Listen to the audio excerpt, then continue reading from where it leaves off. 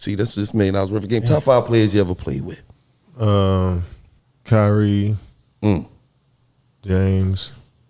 Cool. James. Mm-hmm. Harden. Steph. Clay. I'm gonna go Serge Ibaka. Damn. I forgot somebody? Yeah, to me, I thought you was going to say, I ain't even going. Who?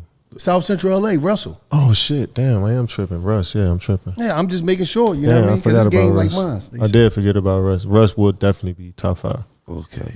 The clip you just watched is the reason why Kevin Durant has been under fire again. Now, a couple videos ago, I talked about his beef on Twitter with Shannon Sharp and that whole fiasco and how crazy that was. And not even a week later, Kevin Durant is already making headlines for more stuff he's doing off the court. It just seems like everyone's on Kevin Durant's head recently, man. It's crazy. And as you saw by the clip from the beginning of this video, it is because of comments that he made on a podcast. More specifically on the $1 Million Worth of Game pod, where in the first 10 minutes, he was asked who are the top 5 players he's ever played with, and he listed it off the dome. He said Curry, he said Harden, he said Kyrie, he said Klay Thompson, and the 5th person he decided to say was Serge Ibaka. Serge Ibaka. And the hosts of this show were quick to give pushback on that, because there is one name that is clearly missing and everyone knows it,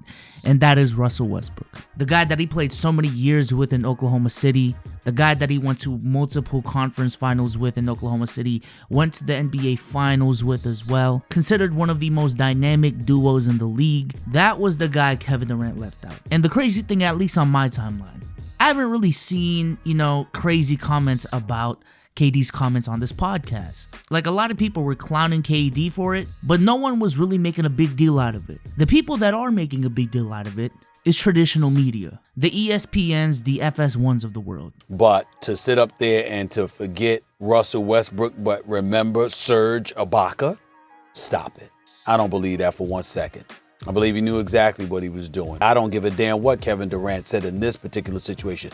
There is no way in hell that you forgot Russell Westbrook, but remember Serge Ibaka. Like, when I was looking around YouTube trying to see this clip and the podcast where this came from, I swear to God, I saw 3 videos just from ESPN on Stephen A's take on this issue alone and what he thought about KD not putting in Russell Westbrook in his top 5. And the majority consensus from traditional media is that he purposely left out Russell Westbrook from this list. Because again, that's just a player that you just don't leave out. And it's really hard to visualize that what KD said was really just an honest mistake. Because no way you spent 7 to 8 years of your career with one dude and you just forget him just like that. But a lot of people don't want to acknowledge this part of the podcast. I did forget about Russ. Russ would definitely be top 5. Okay.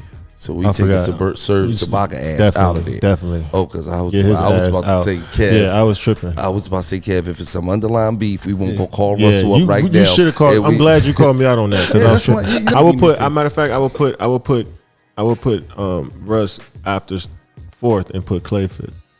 So Russ before Klay. But I mean, I forgot about. I know. Yeah, you're right. My bad. In your time. I was tripping. As you can see, Kevin Durant not only apologized for the mistake, he literally told the host, "Thank you for calling him out on his bullshit," because he was tripping. That's what KD said. And after that, he restructured his top 5 to include Russell Westbrook. And then right after, restructured his top 5 to not only include Russell Westbrook, but put him at 4. And what's crazy about what Stephen A said on ESPN is not only did he accuse Kevin Durant of lying, he also accused him of lying on top of the lie. Yeah, Russ is on the list. As a matter of fact, I put him ahead of Klay, blah, blah. Well, that's a damn lie, too, because nobody that knows basketball would put Russell Westbrook ahead of Klay Thompson.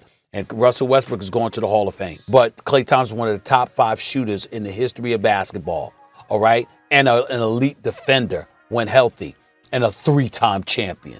No, you're not picking Russell Westbrook ahead of Klay Thompson. So I don't think that's true either. So let me get this straight. Right. Again, we are assuming that KD slipped up. KD slips up, tells the co-host thank you because he's tripping, because he was wrong, restructures his top 5 to include Russell Westbrook and reassesses it and says that he's better than Klay Thompson. And then Stephen A goes on live TV and says that he's lying about that as well. Stephen A, I don't care how many sources you know, no way you are making that big of a leap about a person's thought process live on TV like you're actually that person. And not only that, but the fact that Stephen A makes it seem like Russell Westbrook is clearly not better than Klay Thompson, that it's not even a conversation. Nobody that knows basketball would put Russell Westbrook ahead of Klay Thompson. The fact that he's trying to make this argument that Russell Westbrook and Klay Thompson, during the times they played with KD, were not comparable or at least debatable, and the fact that the gap is so big that KD saying Russ is over Klay is lying, is absolutely insane.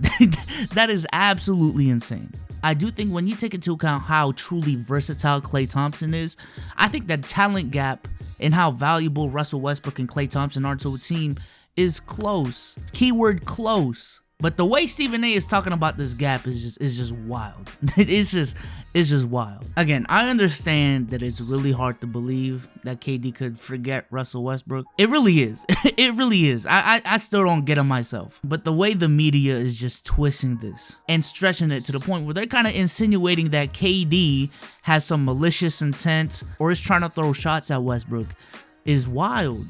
But honestly, the thing that strikes me about, honestly, the last month when it comes to all these KD headlines is just looking back at the beginnings of KD's career. Because at the beginning of KD's career, KD was the NBA golden boy. Like literally no one can find a way to hate KD. Everyone loved KD, so much so that Nike had to run an ad campaign about KD not being nice. Imagine being so nice, imagine being so likable that Nike has to run a campaign about you not being nice. And fast forward pretty much a decade later, and it's crazy to see how the narratives have transformed. How Kevin Durant is viewed as extremely sensitive, as a mean guy, how he's petty. It's just wild to see that transformation go like that. And it makes me wonder, who is the next NBA star, specifically NBA young star, that we all love right now, can't find anything to hate on, that we'll end up hating in 5 to 7 years? I wonder if that's gonna be Luka, if that's gonna be Giannis, if that's gonna be Zion. Because right now, with the way they're playing, I just can't see someone hating those dudes aside from, you know, their weaknesses on the court. But I am extremely curious to see who's gonna be that next guy that's gonna be psychoanalyzed like this, whose words are gonna get picked apart syllable by syllable. As a matter of fact, let me know in the comment section who y'all think that is, man.